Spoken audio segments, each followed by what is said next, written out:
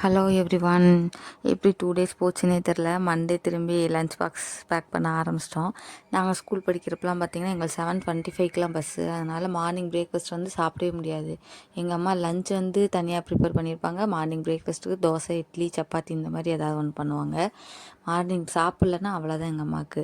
Morning சாப்பிடாத அந்த சாப்பாடை இன்னொரு டிஃபன் பாக்ஸில் போட்டு அடிஷ்னலாக கொடுத்து விடுவாங்க. ஸ்கூலில் போய் கொஞ்சம் டைம் இருக்குமா, அந்த டைமில் கண்டிப்பாக நீங்கள் சாப்பிடணும் அப்படின்னு சொல்லி தான் அனுப்பிச்சி விடுவாங்க. அந்த 7:25 பஸ்ஸுக்கு எல்லாமே ப்ரிப்பேர் பண்ணி கிளம்பி போயிடுவோம். இப்போலாம் பார்த்திங்கன்னா என் பையனுக்குலாம் 9:40க்கு தான் பஸ்ஸு. பொறுமையாகவே லஞ்ச் தனியாக, பிரேக்ஃபாஸ்ட் தனியாக ஒன்று ஒன்று பண்ணி கொடுக்குறோம். இவருக்கு மார்னிங் பிரேக்ஃபாஸ்ட்டுக்கு என்னென்னா இன்றைக்கி மசால் தோசை, அப்புறம் அதையும் அவனுக்கு ஊட்டி விட்டாச்சு. ஊட்டி விட்டு லஞ்ச் பாக்ஸ் பேக் பண்ணணும். லெமன் ரைஸு, அப்புறம் உருளைக்கிழங்கு குருமா தான் வச்சுருந்தோம்.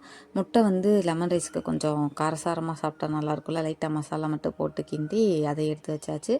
வழக்கம் போல் ஸ்நாக்ஸ் பாக்ஸுக்கு வந்து அந்த கேஷ்யூ, ட்ரை கிரேப்ஸு, ஆப்பிள், எள்ளுமுட்டை இதெல்லாம் போட்டு லஞ்சையுமே பேக் பண்ணி அவரே ரெடி பண்ணிவிட்டு அவர் கொஞ்சம் சாமி கும்பிட்டுட்டு இருந்தார்.